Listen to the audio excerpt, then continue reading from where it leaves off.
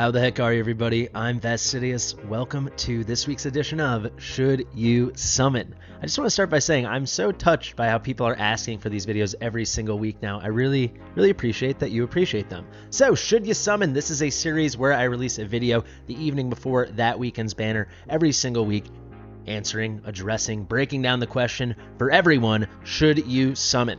So as always, I'll be breaking this question down for all spending groups, those being free-to-play, low spender, mid spender, dolphin, and whale. However, because of this specific banner, I'm adding a new wrinkle. You guys can let me know in the comments if you want me to do this moving forward. I'm also going to break it down for the 4 game stages in the game. So that being early game, mid game, late game, and end game. All right, for simplicity, I'm going to define this just by gear rates, right? Just so everyone has a rough sense. There's obviously more nuance to that. If you want to have an active discussion on that, we can do it in the comments. We can do it on my Discord, the Fast and Fastidious, or, we can do it on stream, get in the chat. But I'm going to say early game is up until gear raid 13. So when you finally start getting your mythic gear in gear raid 1. We're going to say mid-game is all the way up through gear raids 19. So I used to say 18. I'm going to say 19 because the game's been out for a while now. You can push to your 119, 219, 319. I will consider that mid-game. Then we'll call late game that big push when you're trying to get your 20 and, of course, your 21. And then end game will be you've cleared all 3 gear raids. There's a touch of nuance. If you want other kind of sticking points, I suppose we could say late game, you're like making that push to finally finish hard and do Nightmare Void Rift. And I would say end game, you have finished Nightmare Void Rift, you have all your 21s. If there's anything you're pushing at all, that would be 50k blood on GB. Maybe you've already even done that. Maybe you're just min-maxing, trying to get your highest possible scores in Codex. So I hope that gives you a sense. Once I get into this and we talk about this banner with Hex and Ferssi, you'll understand why I wanted to add this new wrinkle. Let me know what you think. Let's talk about the banner. So as kind of always, we've got our crazy banner, the 2X. I won't be talking about that this week because it's a near weekly occurrence. It used to be a guaranteed weekly occurrence. Now it is a near weekly occurrence. But we also have the 10X, and this is going to be Hex and Ferssi. There is an Ancient Summoning coming, but from what we can see, there's no 10X at all on that. So I'm just going to say, if you are a big spender and you're dying to do Ancients, do it. I think for any normal player, even whales, basically if you're not a Kraken, you should not summon on this. You should be holding out for a 10X with either a Legendary Lord you're looking for, an Ancient exclusive, or a hero, a Legendary Hero Ancient exclusive you're looking for. So this entire video will be focused on this 10X, featuring Hex and featuring Ferssi, 2 amazing units from Infernal. Hex, of course, also has Piercer faction classification. There's a lot to talk about. There's a lot to do. Let's get into it.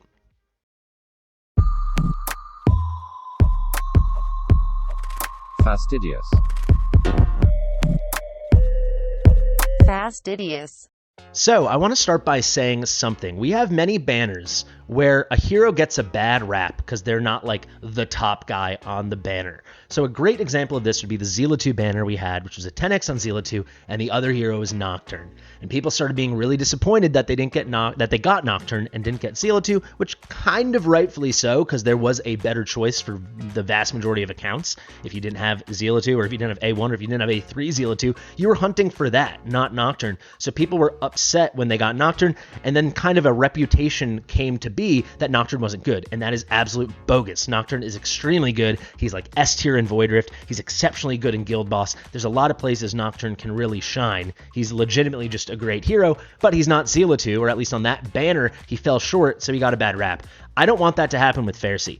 Is there a better option for most accounts on who you want to pull? It's Hex, for sure, because DPS remains king in all games like this. Hex is a god in that realm. However, Ferssi is legitimately amazing.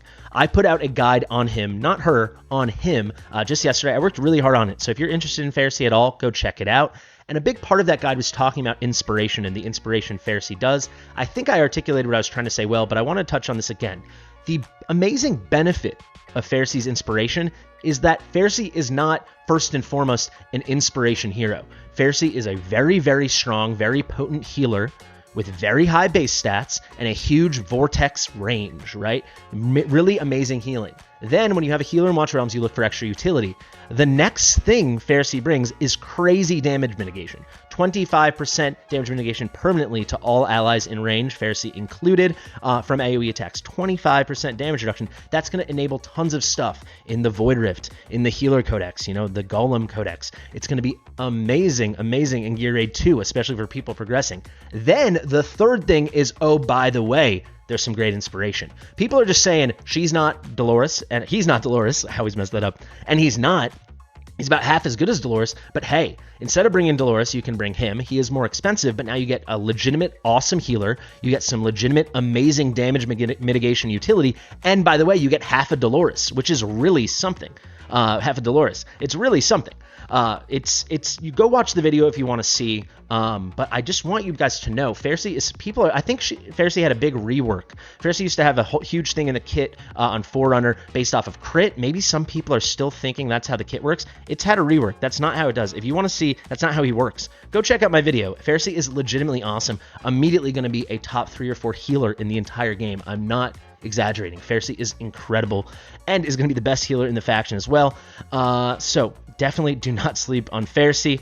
However, Hex is freaking awesome. If you don't have Hex, you want Hex. If you have Hex like I do, you want A1 Hex. If you have A1 Hex, you want A3 Hex. If you have A3 Hex, you know, I might want A5 Hex. I will say A4 and A5, a bit meh compared to how good is A1 and then A3 are in terms of taking him to the next level, But boy, Hex is crazy. I'll try to keep this short. I'm not going to do a full kit breakdown because that would probably take an hour. I've done that in the past, so you can go check out my old videos. If you want, I can do a brand new Hex guide now that I've used him for months and I really love him. Maybe I'll get A1 Hex this weekend, I hope, and then we can talk more about it. But what I will say is Hex, probably the most confusing kit. Maybe him and Uridin have the most confusing kits in the game. There's RNG. Which card is he going to pull? Is it going to be Temperance? Is it going to be Death? Is it going to be Strength?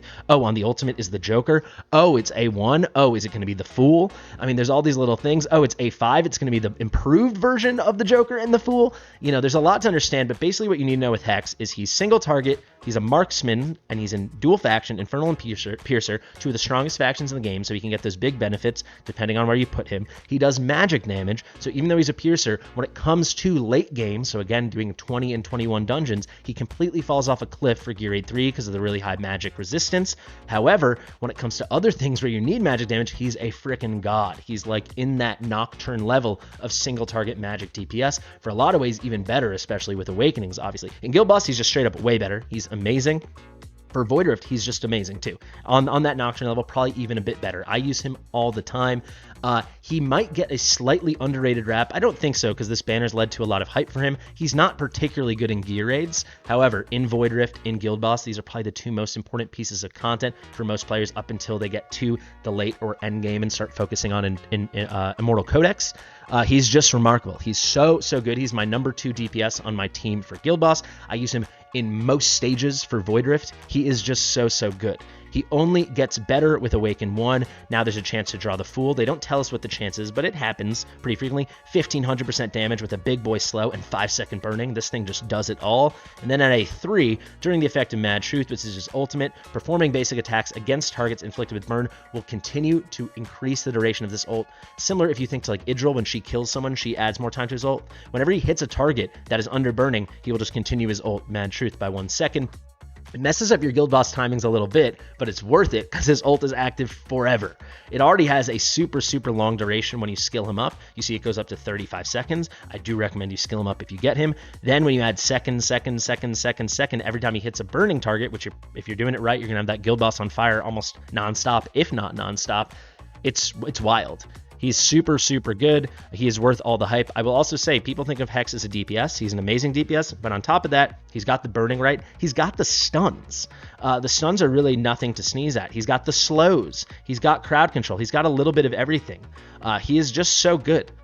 He surprised me all the time. Here's stun and immobilize, or stun and then boosted damage to people with stun, freeze, and immobilize. There's so much going on. He's even got a little bit of invisibility when he receives damage, a little cooldown there. I mean, he's so good. He's worth the hype. but don't think Fersi's bad just because Hex is good. They're both great. I would probably rate, just off the top of my head, I'd say Hex is an S+ hero. You can check out my tier list. Ferssi I haven't rated yet. He just came in. I have to do more playtesting. At the worst, A+. And I stand by that. At the worst, A+. We'll have to see exactly how good Ferssi is with certain things. Potential S. Ferssi is an amazing healer. I know healers aren't as sexy as other heroes in this game. Healers are really important, and Fersi's an amazing one. So, should you summon? Let's answer that question. I'm going to start by saying yes. There will be a couple situations that I can touch on now where maybe you don't have to, but I think 95 to 99% of players, yes, summon. Absolutely. Regardless of payment status, whether you're free to play or Kraken, and certainly regardless of where you are in the game. One way you wouldn't have to summon, if you are very late or even end game, if you already have A1 Hex, and you don't need Ferssi because you're already putting up triple S and Healer Codex, I think it's fine, and you're already doing your Nightmare Void Rift, then you might not need them. I'd say still go for him, because there could be tons of other AoE content in the future that he is triple S tier for, right, or S+ tier. So I just don't think you want to miss out on that, so I think even those people should go for him too. And then also, unless you have A5 Hex, don't you want to eventually get A5 Hex? There's nothing obvious to be saving for right now. You don't have to. Everyone doesn't have to go nuts on this banner, but to skip this banner, I think would be a mistake for most people. So there might be the niche case where you feel like you don't need it, or you kind of have crackened out and you have everything, so maybe you don't want it. You're not wowed by Ferssi. I think that's legitimate. But yeah, I think the vast majority of people, the answer is simply yes, and I will be summoning. I will say, normally I do answering about myself at the end. I'll answer it now. I won't be summoning like crazy. I would love Ferssi, I really would, and I would love my A1 Hex, but the chances are not that incredible. Here's the surprise. I'm going to keep them as surprises for now, because I don't want to put in the title and, risk exposing myself, but I have the drop rates for this banner. I absolutely do. You can tell your friends. They can watch the video. I have the drop rates for the banner, so I'll tell you. The chances are pretty good. It comes out to, I believe, about a 36% chance you'll get one or the other. It's about 16 or 17% chance for Hex, 20% chance for Ferssi, maybe slight 23. I'll have the numbers for you at the end. I made a great graph. Shout out to Seamus. But yeah, it's a good chance to get both of them, but I don't have endless summons, so I will go in. I'll go for at least one legendary, and maybe I'll go for two if I don't have to go to pity on the first one. But everyone basically should do it. I'll also say, I didn't say this, Krakens, of course you're summoning, absolutely, even if you have A5 Hex, and then you need to start getting Ferssi. Ferssi has very good awakenings, not really great for the utility stuff, but making the healing better and better and better. If you're a Kraken, you should go for it too. And Krakens, thank you so much for supporting the game. So, free to play. Absolutely, unless you're into like that late game and you don't see one of these heroes immediately moving the needle. When you're late game as a free to play, you have to evaluate things of, I only have so many resources. Every decision I make needs to be min-max to push my progress. It's possible that even if you don't have Hex and you don't have Ferssi, if you had, Leia, or if you had Dolores to pair with an element, or Dolores to pair with a hollow, or Dolores even Vortex and this, that, and the other, and you had enough other strength, maybe you have a great Silas, or you got lucky with an Ardia or Arrogance or something like this. It is possible that you might evaluate it and you don't see Hex as a needle mover, or maybe you're not invested in Codex. You don't feel like it's worth going all in for a healer for Ferssi. I could see that, but I think the vast majority of free-to-play players, you absolutely should do it, especially if you're early in mid-game. Ferssi is going to be an incredibly strong carry, and Hex is going to be unmatched if you're that early on, unless you've been crazy lucky for Guild Boss. He's one of the #1 Guild Boss damage heroes in the game. Like I said, he's my #2 guy. He only gets better with Awakenings. So I think even free-to-play, the answer is basically do it. Now the answer just becomes yes for everyone. So if you're a low spender or mid spender, maybe you don't have to go all out on this, especially if you already have a copy of Hex, or you're already very set on healers and you're not super focused on like Healer Codex. Maybe you've already done Nightmare Void Rift, so how much is it going to move the needle? If you're in that situation, you can have a choice. I'd say still pull a little. You never know. But if you really want to maintain your pity and wait for that perfect moment, I would understand that. What I will say is, if you haven't did a big push in Void Rift, and if you need help in Guild Boss, those, you need both those heroes, certainly you need Hex for Guild Boss. Ferssi can also shine in Guild Boss in his own right, in the right kind of team, and then both of them are amazing in Void Rift, especially later game Void Rift. Now, on to the other stuff. If you're a Dolphin, if you're a Whale, if you're a Kraken, you're summoning. Of course you're summoning. How can you miss out on a Hex banner that also, usually when we have these banners, right, it's like the Zeal 2 Nocturne banner was special because Nocturne's legitimately good. Usually there's like a great hero and then there's an eye, right? That's not how this is, man. Let's be honest, Aurum is like meh. He's like fine. So you had Boreas, you had Setram, and then you had Aurum, right? There's usually a miss. There's no miss here. The epics, you have noticed, I haven't even mentioned them. They all flip and suck. So just ignore that. But oh my god, they're both hits. So if you're a dolphin, if you're a whale, if you're a kraken, absolutely summon. There you go. All right, we can wrap it up already, but first, I promised you those summoning rates. Let's pull them up. Alrighty guys, here you have it, the actual summoning rates, the actual rates for this banner, the Ferssi and Hex 10X. That's a nice rhyme. Shout out to Seamus for helping me put this together. Shout out to T for providing the information directly from the game file. Thank you for everything both of you do.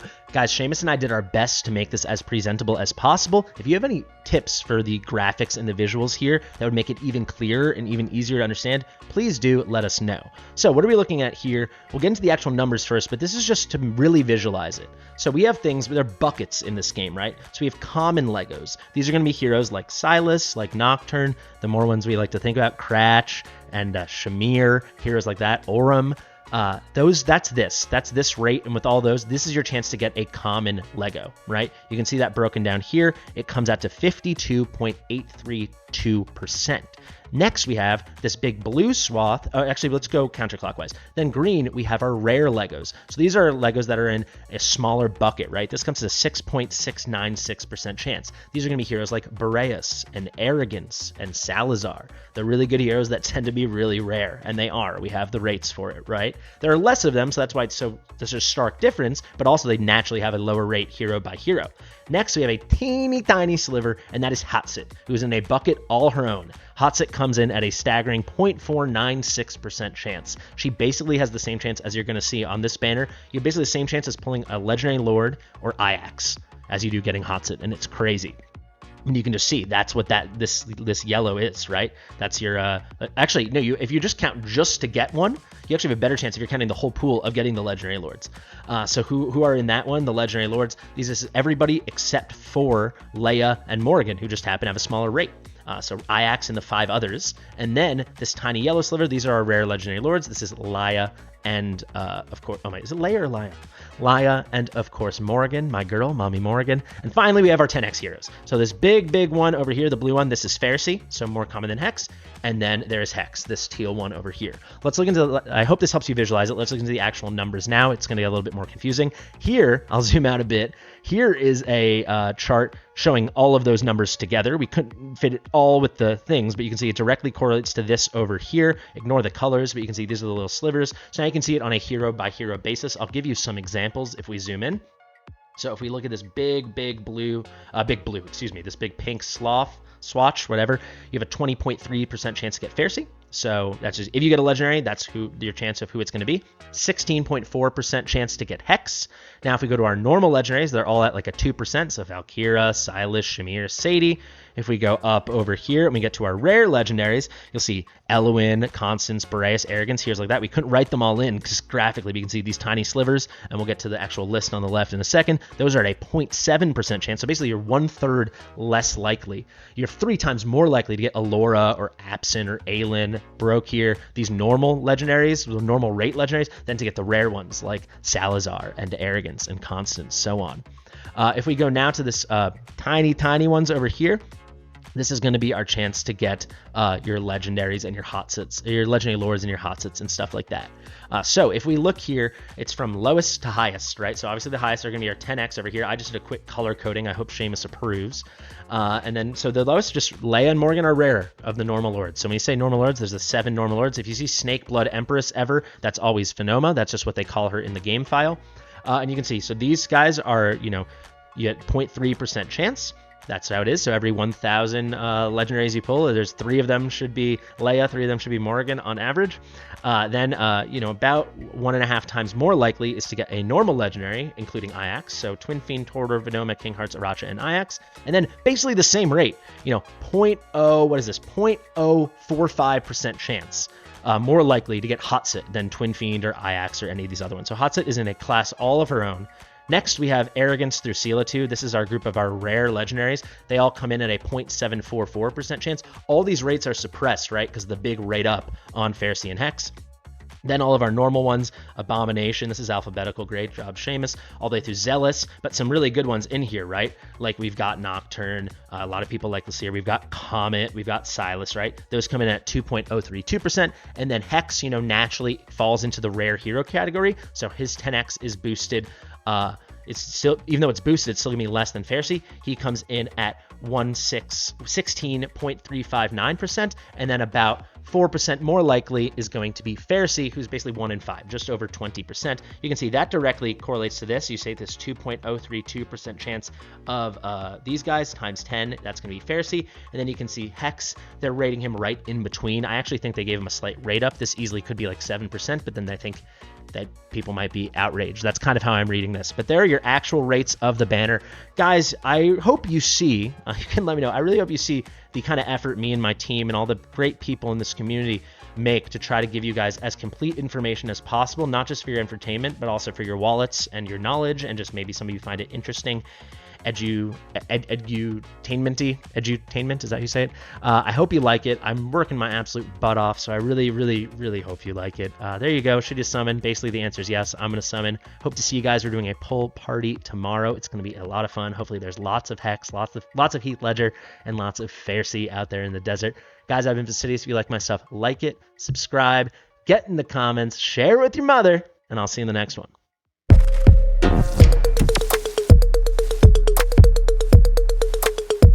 Fastidious.